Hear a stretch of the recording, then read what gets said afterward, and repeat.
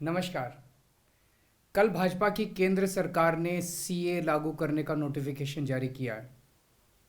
10 साल देश पे राज करने के बाद ऐन चुनाव के पहले इन लोगों को सीए की बात करनी पड़ रही है। अगर 10 साल में कुछ अच्छा काम कर लेते तो शायद आज सीए की जगह अपने कामों पे वोट मांग रहे होते।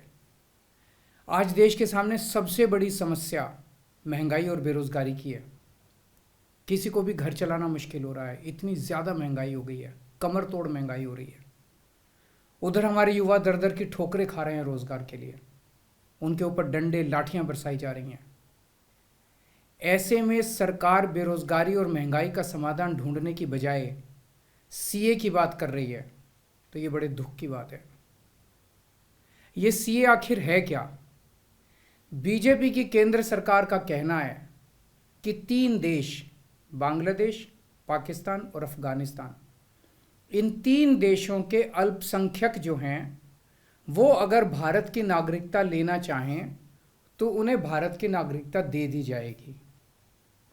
इसका मतलब बड़ी संख्या में यहाँ से अल्पसंख्यकों को हमारे देश में लाया जाएगा, उनको रोज़गार दिए जाएंगे, उनके लिए घर बनाए जाएंगे, उनको यहाँ बसाया जाएगा। अजीब बात है ना। बीजेपी की केंद्र सरकार से हमारे बच्चों को रोजगार दिए नहीं जा रहे, पाकिस्तान से लोगों को लाके उनके बच्चों को रोजगार देना चाहते हैं। हमारे लोगों के पास तो घर नहीं है, भारत के तो ढेरों लोग बेघर हैं, लेकिन बीजेपी वाले पाकिस्तान से लोगों को लाके उन्हें भारत में बसाना चाहते हैं, उनको घर देना चाहते हैं। हमारे रोजगार उनके बच्चों को देना चाहते हैं, हमारे हक के घर उनमें पाकिस्तानियों को बसाना चाहते हैं। भारत सरकार का जो सरकारी पैसा हमारे परिवार और देश के विकास पे खर्च होना चाहिए, वो पैसा पाकिस्तानियों को भारत में बसाने पे खर्च किया जाएगा। इन 3 देशों में लगभग 2.5 से 3 करोड़ अल्पसंख्यक हैं। ये तीनों बहुत गरीब देश हैं। जैसे ही भारत के दरवाजे खुलेंगे, इन 3 देशों से भारी भीड़ हमारे भारत में आ जाएगी। अगर इन 2.5-3 करोड़ में से 1.5 करोड़ लोग भी भारत आ गए तो कौन देगा इनको रोजगार? कहाँ बसाओगे इनको? बीजेपी वाले अपने घर में बसाएंगे क्या इनको? इनके अपने घर में रखेंगे क्या इनको? बीजेपी वाले देंगे क्या इनको रोजगार? कौन देगा इनको रोजगार?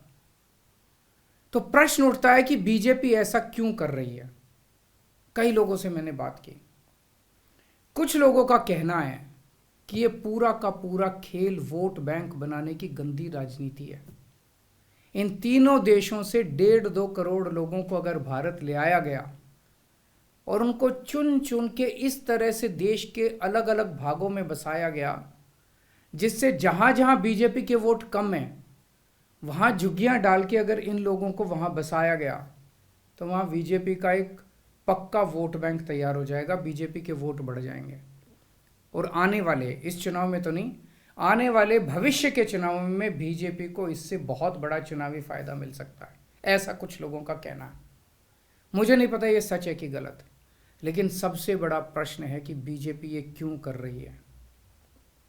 एक तरफ बीजेपी की हरियाणा सरकार हरियाणा के बच्चों को रोजगार देने में असमर्थ है। रोजगार के लिए हरियाणा सरकार अपने बच्चों को इजराइल भेज रही है। इजराइल में हम सब जानते हैं कि युद्ध चल रहा है, हमारे बच्चों को युद्ध में धकेला जा रहा है।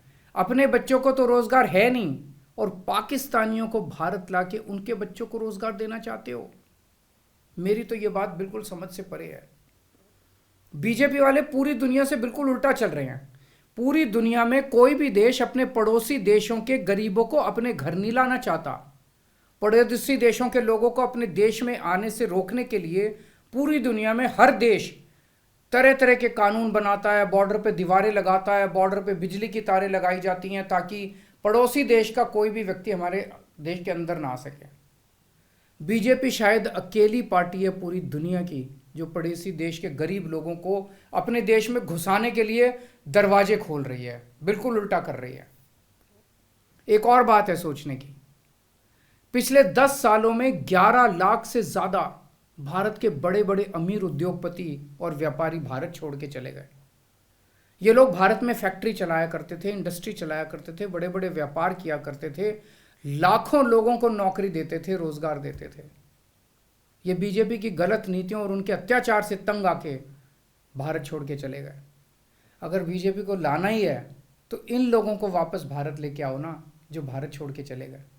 ये भारत आएंगे, इनके पास पैसा है, भारत में इन्वेस्ट करेंगे, नई नई फैक्ट्रियाँ खोलेंगे, नए नए व्यापार खोलेंगे, अपने बच्चों को रोज़गार मिलेगा। ये क्या बदतमीज़ी है कि बांग्लादेश के, पाकिस्तान के और अफ़गानिस्तान के लोगों को हमारे देश में ला के बसाएंगे और उनको हमारे बच्चों के हक के रोज़गार उनको देंगे। ये लोग कह रहे हैं कि 2014 के पहले आए हुए घुसपैठियों को इन नागरिकता दी जाएगी।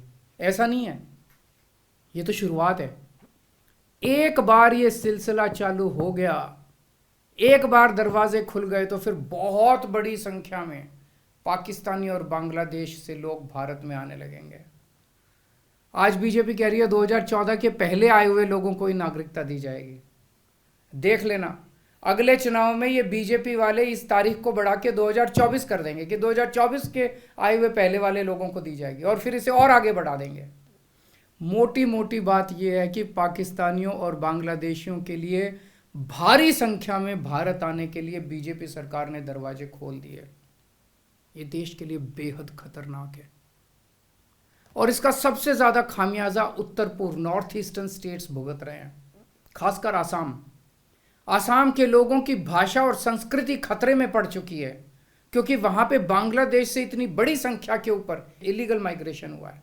अब बीजेपी कह रही है कि इलीगल माइग्रेंट जो आए हैं उनको हम नागरिकता देंगे, उनको हम बसाएंगे, आसाम में बसाएंगे। आसाम के लोग बहुत नाराज़ हैं। एक तरह से देखा जाए तो हेमंत बिश्व शर्मा जो बीजेपी के मुख्यमंत्री हैं, उन्होंने धोखा दिया अपने लोगों को। अपने असम के लोगों की खातिर उन्हें सीए का विरोध करना चाहिए था।